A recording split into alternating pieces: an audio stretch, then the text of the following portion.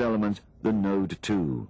As you can see, this is a laboratory. It's a pressurized laboratory. It's about 5 meters long, 4 meters diameter, and it accommodates what you can see here, scientific experiments. Here you have 4 racks, and it can accommodate up to 16 racks of scientific experiments.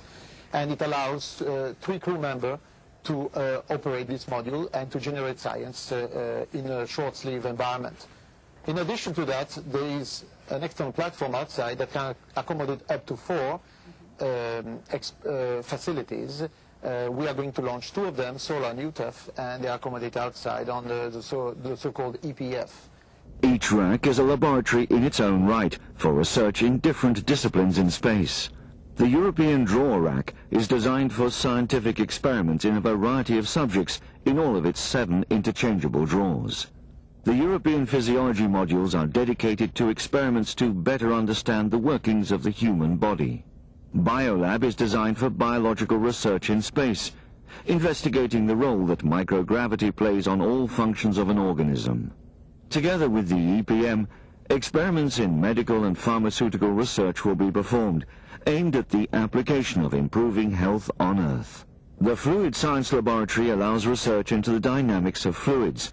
The first experiment to be performed might help to better understand the flow of the fluids in the outer core of Earth.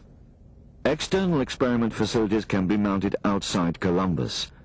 2 of these will be launched together with Columbus this year. The first, called UTEF, includes several technology demonstration experiments, including exposure to space of new materials. The other, SOLAR, measures the radiation from the sun to understand its influence on Earth's atmosphere and its climate. The internal facilities are already installed in Columbus, so that the experiments can start immediately after it has arrived at the ISS.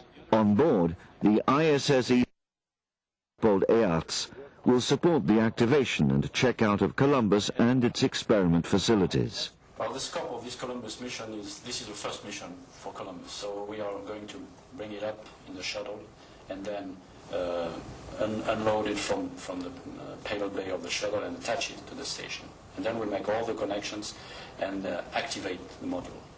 And then there will be, during the rest of the flight, which is a long-duration flight for me, a lot of commissioning tasks. Means making sure that all the systems, all the scientific facilities are working correctly. While Leopold Earts and his crewmates will conduct experiments in Columbus, the researchers on ground can take part in their investigations as if they too were on board, thanks to advanced communication technology and imaging systems. The experiments carried out in Columbus will be scheduled and supervised from the Columbus Control Center at Oberpfaffenhofen in Germany. Through this control center, researchers all over Europe can receive the results of their experiments in real time. Former ESA astronaut Reinhold Ewald is one of the ESA mission directors for the Columbus operations. The Columbus Control Center will come into action soon. We are simulating right now the mission of the Columbus Laboratory. The Columbus Laboratory will be attached to the International Space Station, and then the Columbus Control Center will join the sequence of control centers all over the world. Houston, Moscow, and Munich will be called in order to control the systems of the Columbus Laboratory. Although Columbus is smaller in length than the other modules of the ISS, thanks to the ingenuity of the European engineers that have designed Columbus, it offers the same number of racks for research as the American and Japanese laboratories. And, by being smaller, all the initial internal and external payloads are launched together with the module, thereby saving extra launches, time and expense. Once in place, Columbus will begin to bear the fruits of Europe's investment in the ISS program. Its scientific results will give us a greater understanding of life on Earth and further the development of technology. And it will undoubtedly make every European feel proud that their space agency, ESA, is a part of the biggest international research project ever undertaken.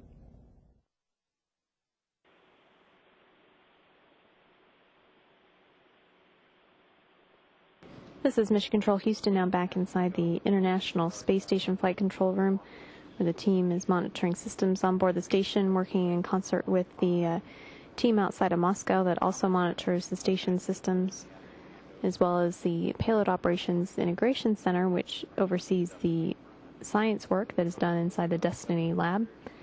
That's center at the Marshall Space Flight Center in Huntsville, Alabama. This is a view inside the Destiny Lab with Expedition 16 Commander Peggy Whitson. Whitson and her crewmates, flight engineers astronaut Dan Tani and cosmonaut Yuri Malenchenko, are spending time today preparing for the Joint Shuttle and Station mission, which is set to begin with Atlantis' launch from the Kennedy Space Center Thursday, which would lead to a docking at the station on Saturday. The crew members spent time reviewing the detailed timeline of that joint mission and discussing questions and details with the lead operations planner here in Mission Control. The team will also review the details of the spacewalks to be conducted.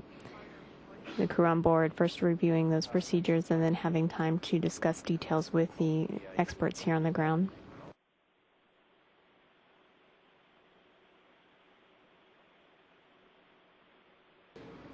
The Expedition 16 crew members have about 4.5 hours left in their day today, scheduled to go to sleep about 3:30 p.m. Central Time.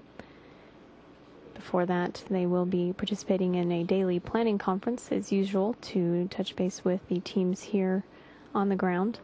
That will be held at a little after 1 p.m. Central Time.